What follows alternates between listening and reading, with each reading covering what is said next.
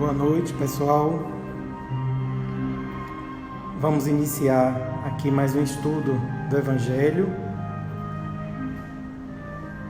Trata-se do capítulo 2, Meu reino não é deste mundo, Instruções dos Espíritos, uma realeza terrestre. Vamos elevar o nosso pensamento e agradecer ao nosso grande Pai por mais esta oportunidade, todos aqui reunidos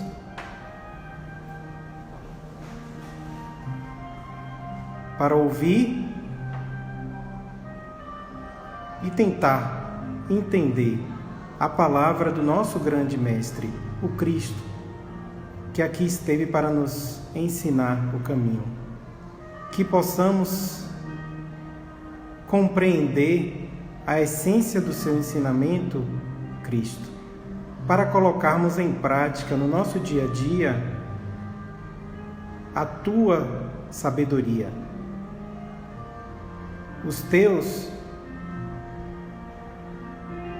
ensinamentos, a fim de que possamos a cada dia nos aproximarmos do reino de Deus.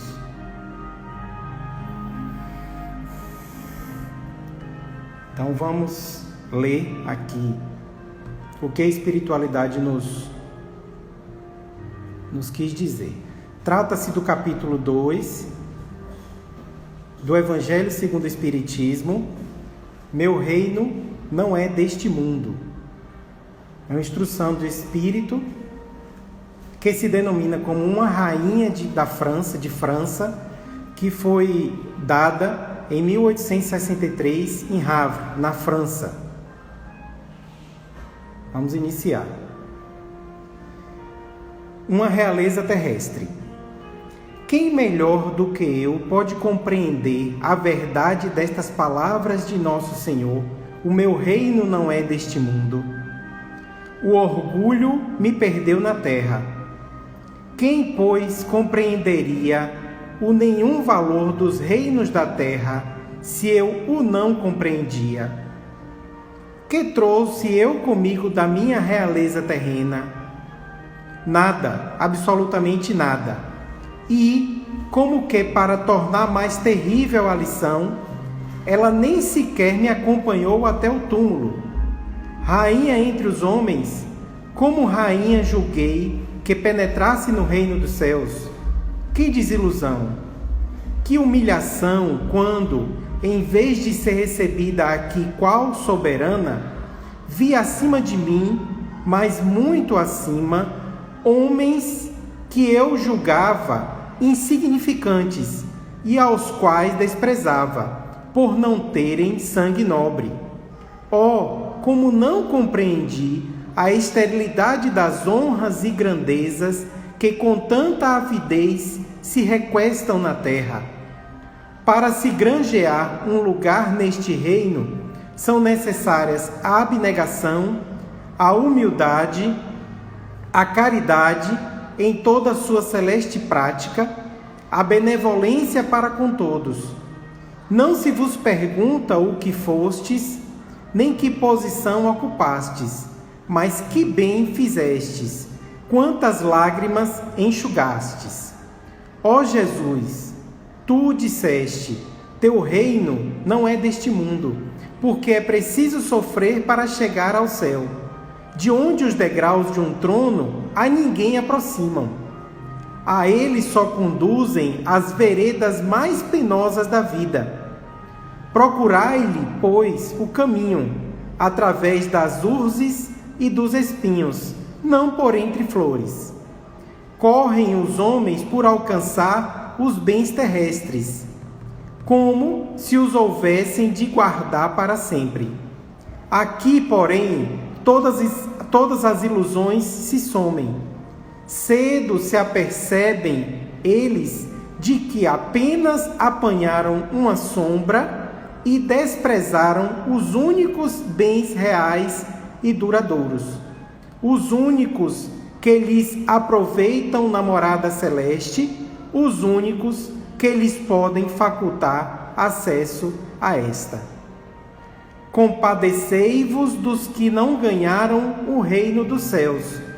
Ajudai-os com vossas preces, porquanto a prece aproxima do Altíssimo o homem. É o traço de união entre o céu e a terra. Não o esqueçais. Então essa é a mensagem, a instrução dada por esse espírito que se denominou uma rainha de França e que nos traz uma longa lição. Passaríamos aqui dias, talvez semanas, discutindo essa grande lição que ela nos traz, que é a questão da ilusão da matéria. É bem interessante quando ela diz que, como então compreendi a esterilidade das honras e grandezas que com tanta avidez se requestam na terra. Ela entendeu então, ao chegar no mundo espiritual, a esterilidade das honras e grandezas que a gente tanto procura aqui na terra. Ela também chama a atenção que correm os homens por alcançar os bens terrestres, como se houvessem de guardar para sempre. E é o que nós fazemos, né? Nós tentamos mais e mais alcançar, ter bens terrestres, como se houvéssemos de guardá-los para sempre, como se um dia não tivéssemos de deixá-los na nossa partida. E ela chama atenção que lá no mundo espiritual todas as ilusões se somem. Cedo se apercebem eles de que apenas apanharam uma sombra e desprezaram os únicos bens reais e duradouros. É o que nós fazemos. Acabamos desprezando os únicos bens reais e duradouros, os únicos que a gente aproveita na morada celeste, os únicos que lhes podem facultar acesso a essa morada celeste. Em uma outra parte do Evangelho, em uma outra instrução, a gente tem a seguinte informação, de que para o mundo espiritual, a única moeda que é aceita é a caridade. Então a gente vive nessa ilusão da matéria, de tentar conquistar mais e mais, de tentar adquirir mais bens, e esquece justamente dessa moeda. Nos esquecemos dos únicos bens reais e duradouros para a nossa morada celeste. E ela ainda chama a atenção em outro ponto, que diz o seguinte: para se granjear um lugar neste reino, que é o reino de Cristo, o reino de Deus, são necessárias a abnegação, a humildade, a caridade em toda a sua celeste prática, a benevolência para com todos. Não se vos pergunta o que fostes, nem que posição ocupastes, mas que bem fizestes, que caridade fizemos, quantas lágrimas enxugamos, quantas situações conseguimos ajudar os nossos irmãos. Isso é o que conta para a morada celeste. Então é bem interessante essa instrução que esse Espírito nos dá, porque ele chama a atenção da questão da ilusão material, a ilusão que temos. Enquanto aqui estamos encarnados, procuramos avidamente a matéria e esquecemos do que realmente importa. Cristo nos avisou, está lá em João, capítulo 18, versículo 36, que o reino dele não é deste mundo. Cristo nos disse que o reino de Deus não é deste mundo. Ele ainda diz que se o reino dele fosse deste mundo, pelejaria os seus servos para que não fosse entregue aos judeus. E ressalta que agora o reino dele não é aqui. Olha que interessante. Ele diz que agora, naquele momento, o reino dele não era aqui na terra. Ele jamais disse que não seria em algum momento. Ele fala que naquele momento não era. Isso nos chama bastante a atenção, porque às vezes a gente lendo, essa afirmação de Cristo, de que meu reino não é deste mundo, quando Cristo nos fala que o reino dele não é deste mundo, às vezes a gente adquire uma posição contemplativa, diz assim, se esse mundo não é o reino de Cristo, então eu vou deixar para lá. E a gente acaba assumindo essa atitude contemplativa, deixa de fazer, de agir, de atuar. E a gente sabe que a caridade precisa de ação. E a gente assume então essa posição contemplativa. A gente deserta da nossa função, da nossa obrigação e assume essa função contemplativa. E interessante que quando Cristo foi interrogado pelos fariseus, quando havia de vir o reino de Deus, ele falou: o reino de Deus não vem de modo visível. Muitos de nós aguardamos a vinda espetacular dos céus à terra. Quanto de nós não aguarda o sinal, a trombeta? A gente só acredita, como Cristo falou ao nobre Galileu, cujo filho estava doente em Cafarnaum, quando Cristo estava na Galileia, que a gente só acredita se ver sinais e milagres.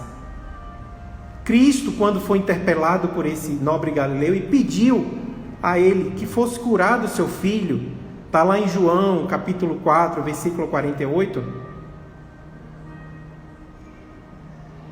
Cristo avisa a ele: teu filho já está curado. Mas era distante. O nobre tinha ido até a Galileia atrás de Cristo, e o seu filho estava em Cafarnaum.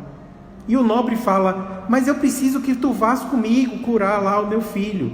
E Cristo diz: você só acredita se ver de sinais e milagres.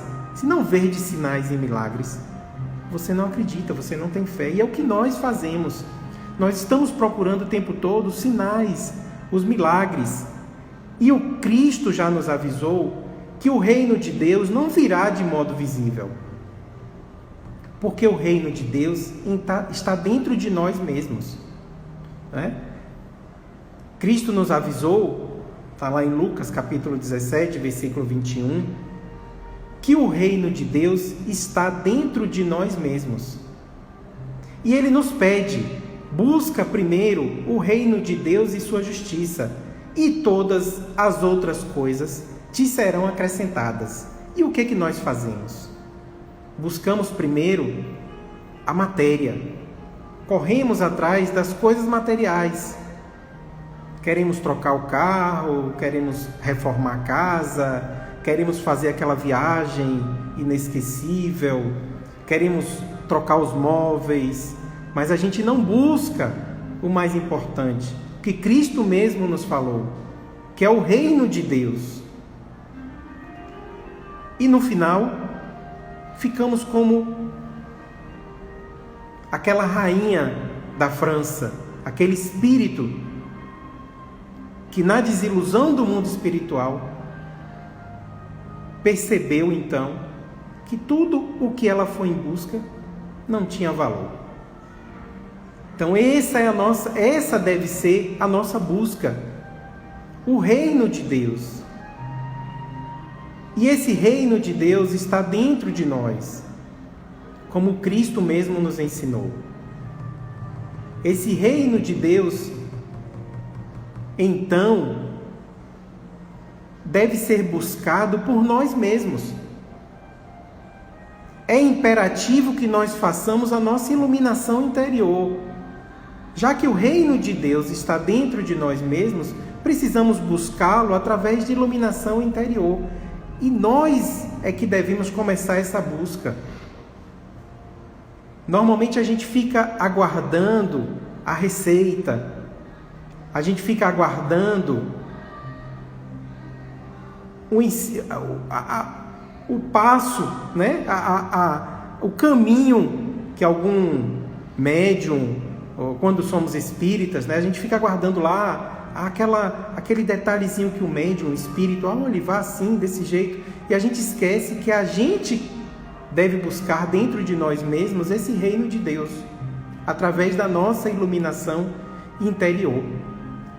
Nós mesmos, receosos da nossa própria consciência, a gente busca oráculos que nos engodem a mente com situações imaginárias, acerca dos méritos que estamos longe de possuir.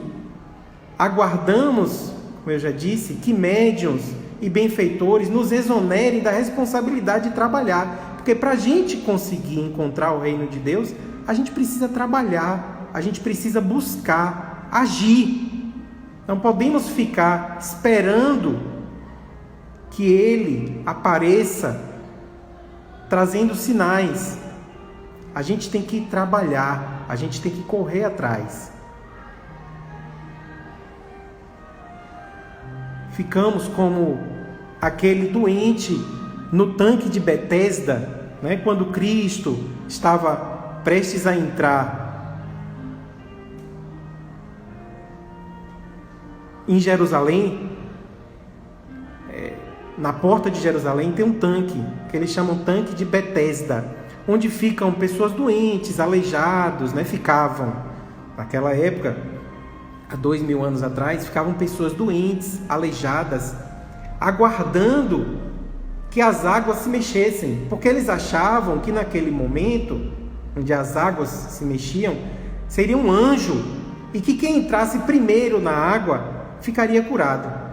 Então Cristo, na sua passagem, quando estava chegando em Jerusalém, viu que nesse tanque tinha um enfermo que aguardava há 38 anos. E a gente age da mesma forma, a gente fica aguardando que esse reino de Deus chegue até nós. Nós ficamos. Será que se a gente continuar aguardando, a gente vai conseguir o reino de Deus? Não, é preciso ação, é preciso busca, senão ficaríamos igual a esse doente. Por 38 anos ele ficou aguardando, e quando Cristo pergunta a ele: tu queres ficar curado? Por que não entras na água? Mas eu sou aleijado, mas eu não encontro ninguém para me ajudar. Cristo vai lá e cura-o, e nós fazemos do mesmo jeito. Nós ficamos na beira da água, aguardando que alguém nos jogue dentro da água. A gente não busca a cura, o reino de Deus. A gente fica igual, né? Em várias situações da Bíblia, a gente vê pessoas que se aproximavam de Cristo e diziam: Cristo, eu quero te seguir, mas eu preciso enterrar meu pai, mas eu preciso cuidar da minha família, mas eu preciso fazer isso antes. Você vê que as pessoas não tinham vontade verdadeira de seguir Cristo.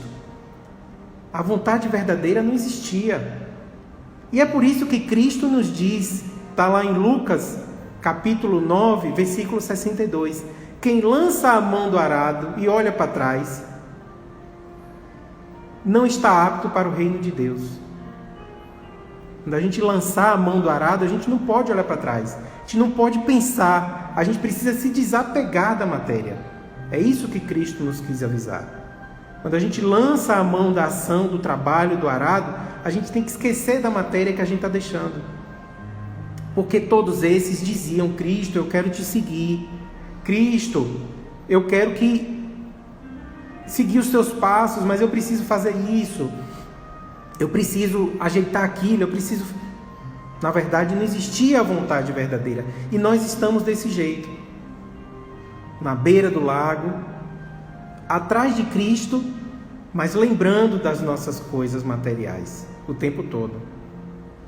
E a gente não consegue chegar ao reino de Deus enquanto estiver apegado à matéria.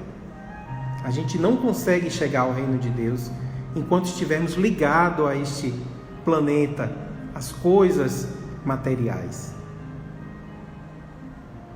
Então, como vamos fazer para chegar ao reino de Deus? Cristo nos avisou que Ele estaria dentro de nós, mas como fazemos então? Em várias situações, Cristo chama a atenção da questão material. Em Mateus, capítulo 6, versículo 33, Cristo nos diz: busca primeiro o reino de Deus e sua justiça, e todas as outras coisas te serão acrescentadas. Ele ainda nos avisou que Ele era o caminho, a verdade e a vida. Ninguém iria ao Pai senão por Ele. Disse aos seus discípulos: se alguém quiser vir após mim, renuncie a si mesmo, tome sobre a sua cruz e siga-me.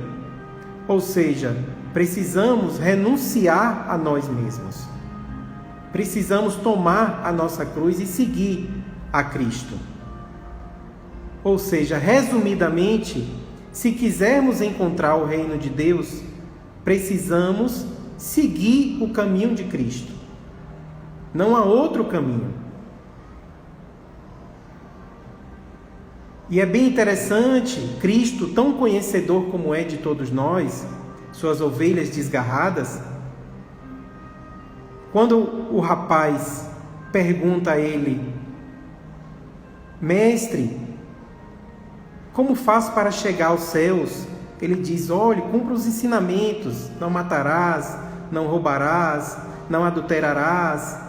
E o rapaz diz: mas eu já cumpro tudo isso, eu leio a palavra de Deus e cumpro tudo isso. Aí Cristo diz o seguinte: se quiseres ser perfeito, vai, vende tudo o que tens e dá aos pobres, e terás um tesouro no céu, e vem e segue-me.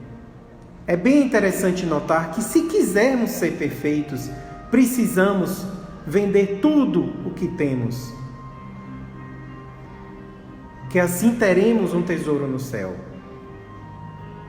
Esse jovem, então, depois que ouviu isso, ficou triste, porque possuía muitas propriedades, e é o que nós fazemos. Ouvimos o chamamento que a vida nos dá o tempo todo, e lembramos das nossas propriedades. Esquecemos das verdadeiras moedas que são utilizadas no reino espiritual.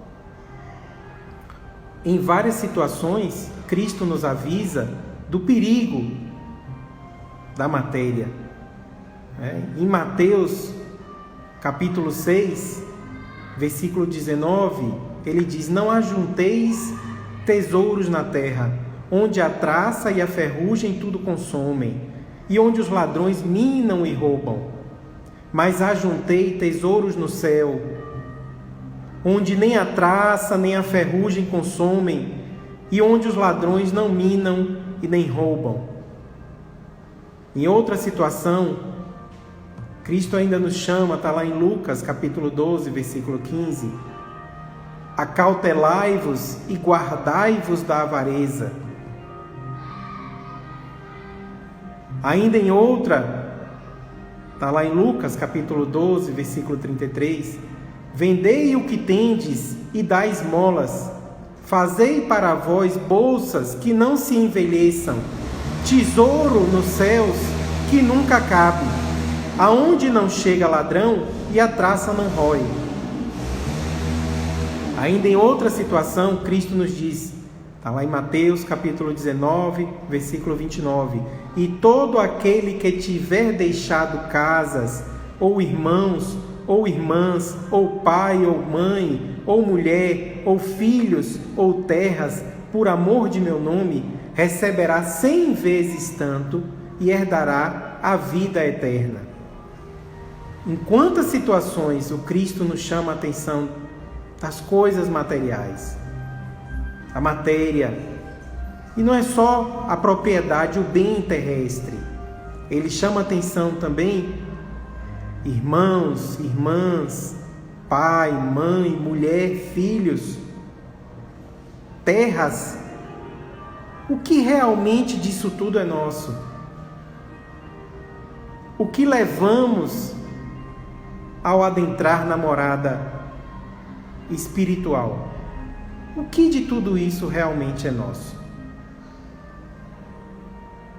E aí a gente se pergunta, mas por que então por que Cristo nos orienta a vender, dar a riqueza? Por que Cristo quer que a gente venda a riqueza, os bens materiais? Porque Ele nos ensina várias vezes que a vida não consiste na abundância do que possui. Em Lucas capítulo 12, versículo 15. Em Lucas capítulo 12, versículo 34, ele nos diz que porque onde estiver o vosso tesouro, ali também estará o vosso coração. Ou seja, a gente acaba deixando o nosso coração onde está o nosso tesouro. E Cristo, conhecedor da nossa ligação com a matéria, com os bens, com as questões materiais, Ele sabe que quanto mais tivermos, mais estaremos presos a isso. Ele bem conhece a todos nós. E Ele sabe que a matéria nos prenderá, atrasará o nosso caminho. E é por isso que Ele pede que nós vendamos, nos desfazemos das coisas materiais. E a gente questiona, mas então vamos viver como mendigo? Né? Vamos vender tudo e viver como mendigo? Será que esse é o caminho? Será que é isso que Cristo quer da gente? Em várias situações a gente acha também ensinamentos em relação a isso. No próprio Gênesis, capítulo 3, versículo 19, diz que com o suor do teu rosto comerás o teu pão. Então não devemos viver como mendigos. O que Cristo quer da gente não é isso. No próprio Livro dos Espíritos, na questão 674, a espiritualidade nos diz que o trabalho é a lei da natureza, por isso mesmo que constitui uma necessidade. Então, não devemos viver como mendigos. Devemos trabalhar. Na questão 678 do Livro dos Espíritos, a espiritualidade nos diz que a ociosidade seria um suplício, em vez de ser um benefício. Então, na verdade, Cristo não quer que a gente venda nossas coisas materiais, que a gente se desapegue das nossas coisas materiais e vivamos como mendigos. Ele quer que a gente apenas se desapegue dos bens materiais.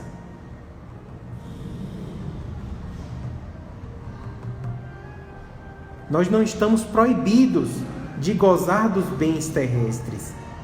A própria doutrina espírita nos ensina, questão 711 do Livro dos Espíritos, que o direito do uso dos bens da terra é consequente à necessidade de viver, e todos nós temos esse direito. Então todos temos o direito de gozar dos bens da terra.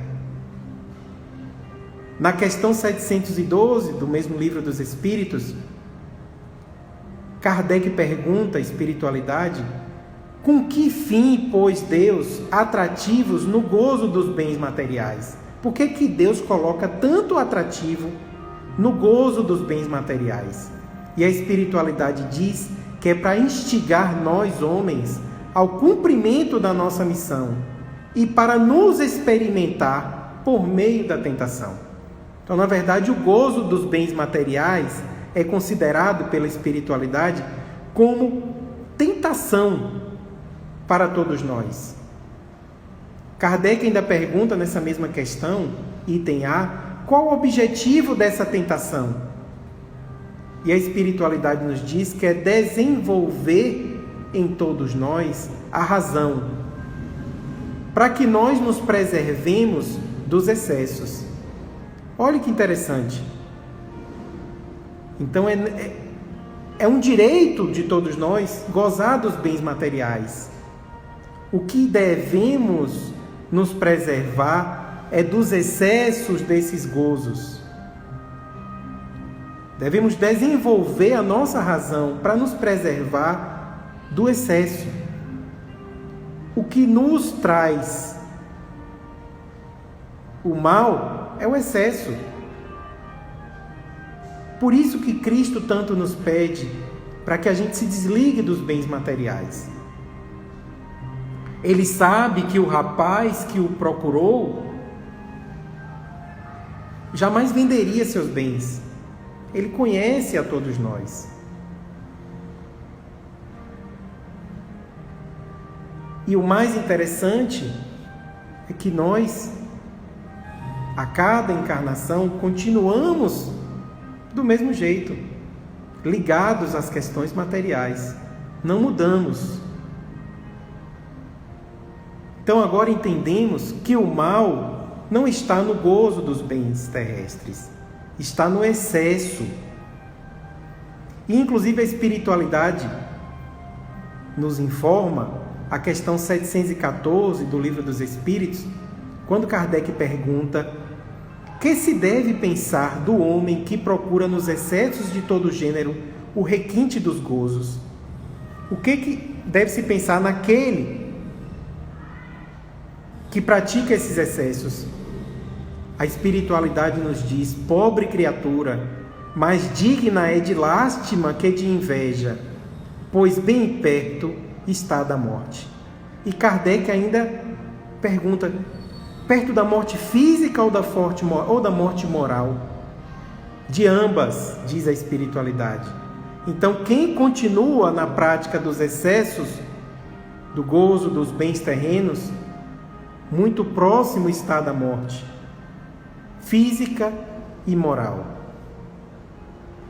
Então, é isso que a gente deve ficar atento, nos educar, para que a gente evite esses excessos. São os excessos que vão levar a todos nós ao erro. E a gente se pergunta: mas será que a matéria é tão ruim assim? Será que a matéria é tão ruim? Tem uma frase aí na internet, né, que alguns atribuem até a Gandhi, mas o verdadeiro autor é o Jim Brown, que ele diz o seguinte: os homens perdem a saúde para juntar dinheiro, depois perdem o dinheiro para recuperar a saúde. E por pensarem ansiosamente no futuro, esquecem do presente, de forma que acabam por não viver no presente nem no futuro. E vivem como se nunca fossem morrer, e morrem como se nunca tivessem vivido. Olha que interessante, né? O que nós fazemos? A gente perde a saúde para adquirir dinheiro e depois perde dinheiro para recuperar a saúde. Quando conseguimos recuperar a saúde? Muitas vezes nem conseguimos. A gente pensa ansiosamente no futuro e esquece de viver o presente. De forma que a gente não vive nem o presente nem o futuro. A gente vive como se nunca fôssemos morrer. E morremos como se nunca tivéssemos vivido. É uma frase bem interessante. Então o nosso grande problema é o excesso. Porque a matéria é neutra. A matéria não nos induz a cometer o erro. Nós é que cometemos o erro. A matéria é neutra. Se a gente for para o Livro dos Espíritos, pergunta 22a, que definição podeis dar à matéria? A espiritualidade diz que a matéria é o laço que prende o espírito. É um instrumento de que este se serve, sobre o qual, ao mesmo tempo, exerce sua ação. Ainda nos informa que a matéria existe em estados que ignoramos.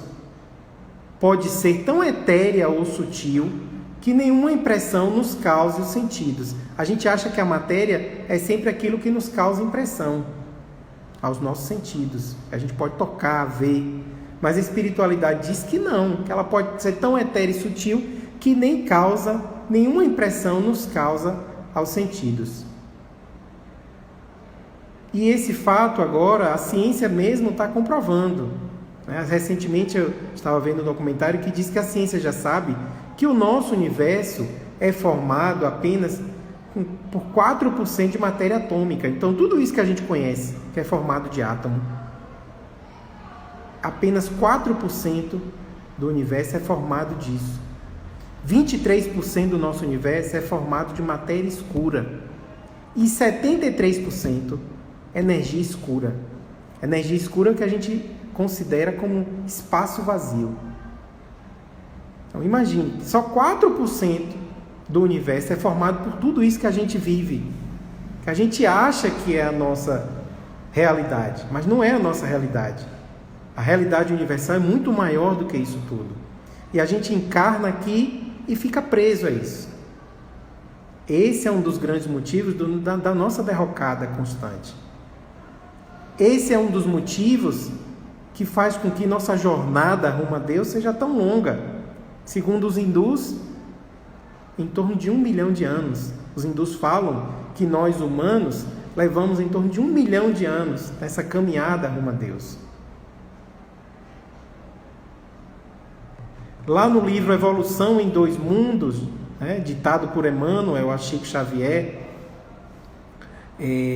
Emmanuel nos diz que o fluido cósmico é o plasma divino, hausto do Criador, força nervosa do Todo Sábio. É o elemento primordial. Onde vibram e vivem constelações e sóis, mundos e seres como peixes no oceano. Ele ainda assinala que na essência toda a matéria é energia tornada visível e que toda energia é força divina que nos apropriamos para interpor os nossos propósitos aos propósitos da criação. Olha que interessante, na verdade a matéria é energia e toda energia é força divina. Então a matéria não tem nada de ruim. O problema não está na matéria, o problema está em nós. É isso que a gente quer chamar a atenção. É isso que a espiritualidade quer chamar a atenção. Que a matéria tem um propósito. E que nós devemos nos utilizar da matéria para crescer. E não ficarmos nessa jornada incessante, presa à matéria. Quantos espíritos nós sabemos que depois que desencarnam passam milhares, centenas, milhares de anos presos às suas casas, aos seus ambientes, na ilusão da matéria. Quantas vezes a gente vê nas sessões os espíritos dizerem: que ano nós estamos? Eu estava perdido, eu estava na minha casa. Você vê que a ilusão da matéria nos traz. E é bem interessante,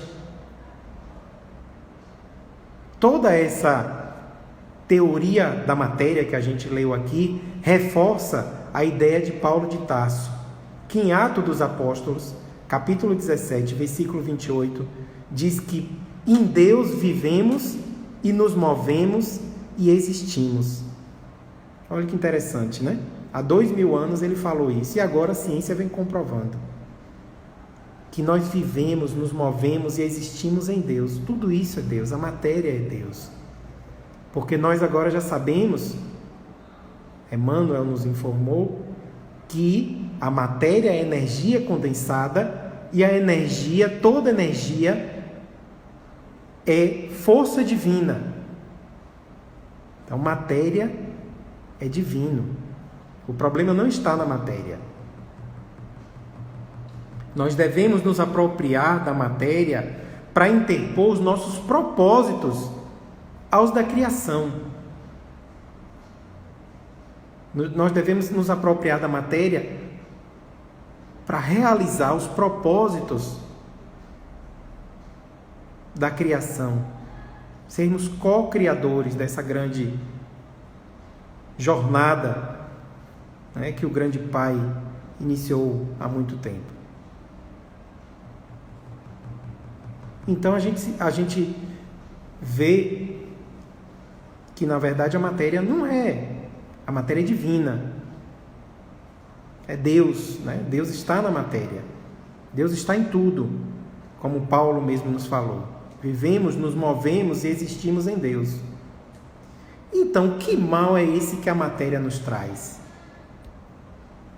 Por que a gente se apega tanto à matéria? O que a gente precisa aprender para conseguir se desapegar da matéria? Essa é a nossa jornada. O que a gente precisa fazer? A espiritualidade, a gente sempre diz que o espiritismo, né, a espiritualidade nos traz grandes informações, é o Consolador prometido. Naquela época, quando Cristo nos falou em parábolas, muita coisa ele não conseguiu. A gente não entenderia. Muito do que ele disse a gente não entende até hoje, imagine. Depois vem então esse Consolador, que é o Espiritismo. E lá a espiritualidade nos fala que a riqueza está na questão 816 do Livro dos Espíritos. A riqueza e o poder fazem nascer todas as paixões que nos prendem à matéria e nos afastam da vida, da perfeição espiritual. Então, o problema é que a matéria nos prende às paixões, às nossas paixões. Na questão 917 desse mesmo livro, do Livro dos Espíritos, a espiritualidade diz que de todas as imperfeições humanas, o egoísmo é a mais difícil de desenraizar-se, porque deriva da influência da matéria. Influência de que o homem, ainda muito próximo da sua origem, não pode libertar-se. E para cujo entretenimento tudo concorre. Então, olha que interessante. A gente está conseguindo descobrir por que a matéria, então, nos traz essa prisão. Porque a matéria influencia o nosso egoísmo. E a própria espiritualidade diz que o egoísmo é o pai de todas as nossas imperfeições. Na questão 913, ela diz que estudai todos os vícios e vereis que no fundo de todos há o egoísmo. Então, no fundo de todos os nossos vícios, os pecados capitais, existe o egoísmo. E a matéria adensa a nossa questão egoística, aumenta, amplia a nossa questão egoística. É por isso que ela nos leva a toda essa situação que a gente vivencia há milhares de anos. Então, na verdade, quando Cristo nos diz: venda seus bens materiais, ele nos diz: se desapegue dos seus bens materiais. Você não precisa se desfazer de tudo, você não precisa mendigar, você não precisa deixar de trabalhar para encontrar o reino de Deus. Você precisa se desapegar das questões materiais. E ele chama bastante atenção que não é só o bem material. É o pai, é a mãe, é o filho, é o irmão, é a família. Tudo isso nos traz ao apego terrestre. E é por isso que Cristo, conhecedor como é de todos nós, nos falou que nós não conseguiremos servir a dois senhores, a Deus e a Mamon. Mamon é a matéria, é a riqueza. Ele sabe que nós não conseguimos servir aos dois. Por isso que a gente precisa se desapegar da matéria, deixar de servir a matéria. A gente pode usufruir da matéria, a gente pode ter a matéria, mas a gente não pode servir a matéria. Porque servindo a matéria como estamos, não conseguimos servir a Deus. Não conseguiremos chegar ao reino de Deus, servindo a matéria como estamos.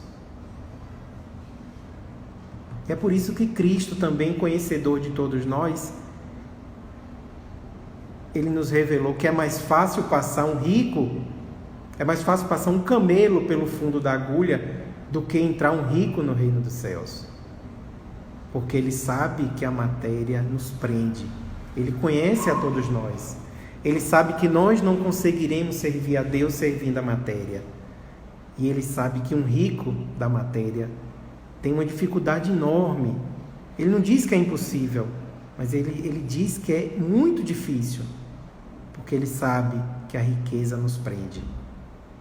É por isso que temos essa dificuldade de nos desfazermos da matéria, nos desligarmos da matéria. E é por isso que aquele rapaz lá que perguntou a Cristo saiu triste, porque ele tinha muitas propriedades. Quando Cristo disse a ele: venda tudo o que você tem e segue-me, desfaça, se desligue de tudo o que você tem, pegue o arado e não olhe para trás. Ele sai triste, porque ele sabia que ele tinha muita propriedade. E é por isso que Cristo nos revelou que é difícil um rico entrar no reino dos céus. A riqueza é a porta larga. E é por isso que é difícil essa salvação de quem a possui. Porque a salvação está na porta estreita e a riqueza é a porta larga.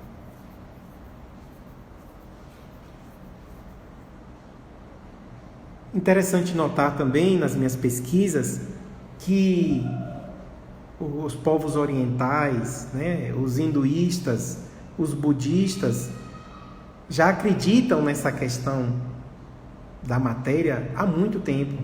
Os hinduístas há mais de 2000 anos antes de Cristo, os budistas algumas centenas de anos antes de Cristo. E eu pesquisando, eu vi, por exemplo, que no Bhagavad Gita, que é um dos livros mais importantes no hinduísmo, no item 44, ele diz o seguinte: na mente dos apegados aos prazeres dos sentidos e à riqueza material, e que por isso se iludem, não ocorre a decisão de prestar serviço a Deus. Esse livro é um livro muito antigo e já dizia isso. O Dhammapada, que é do budismo, um dos livros mais importantes do budismo, itens 345 e 346, ele diz o seguinte: os sábios dizem que correntes de ferro, de madeira ou de corda não são fortes.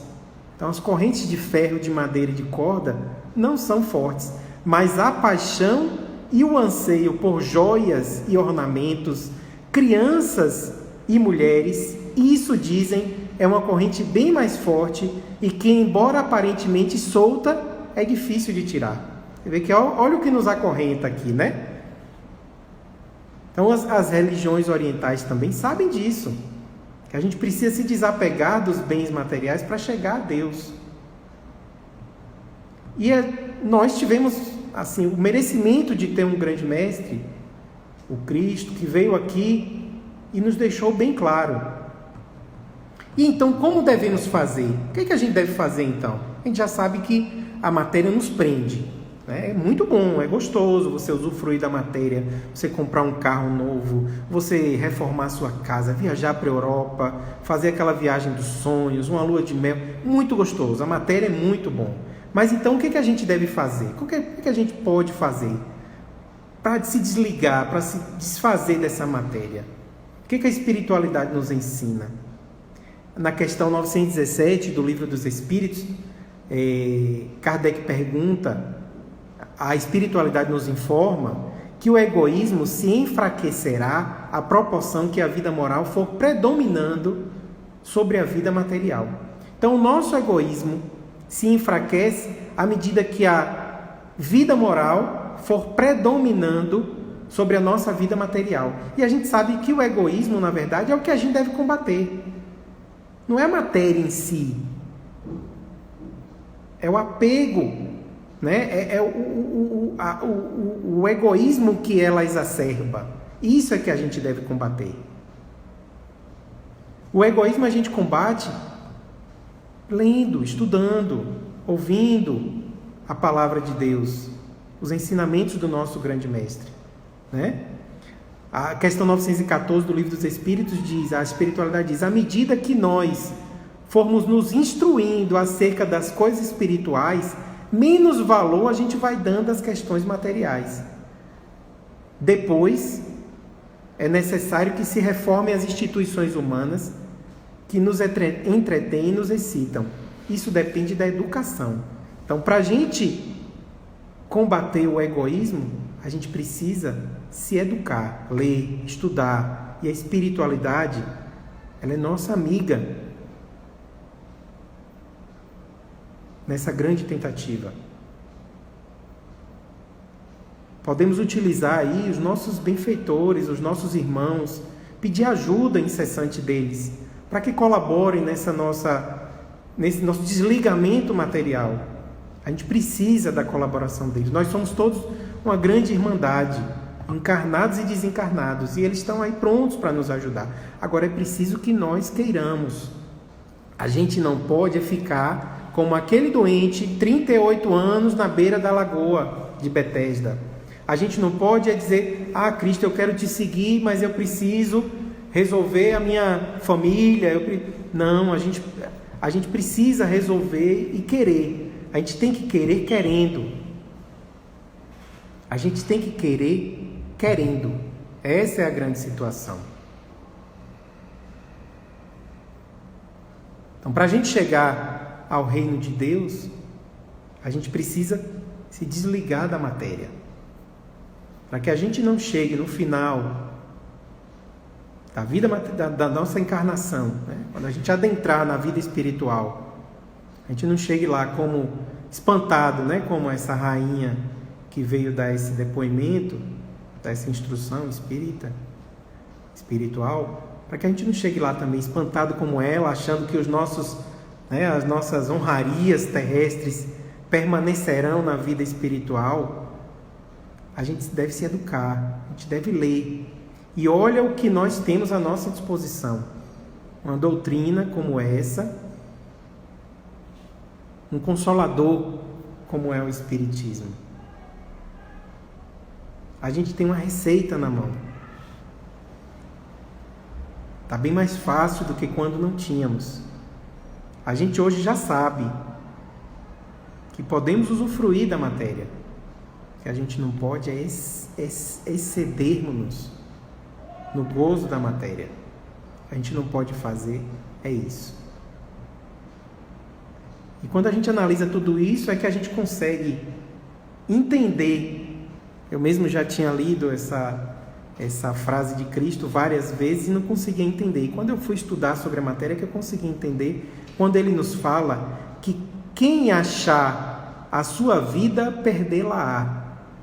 E quem perder a sua vida por amor de mim, achá-la-á. Olha que interessante, né? Quem achar a vida espiritual, deixará de lado a vida terrestre. Quem achar o reino de Deus, deixará de lado o reino material. E quem perder esse reino material por amor a Cristo, achará o reino de Deus. Não é? Que interessante. Mas a gente precisa estudar, buscar o conhecimento para a gente conseguir entender o que Cristo quis nos revelar.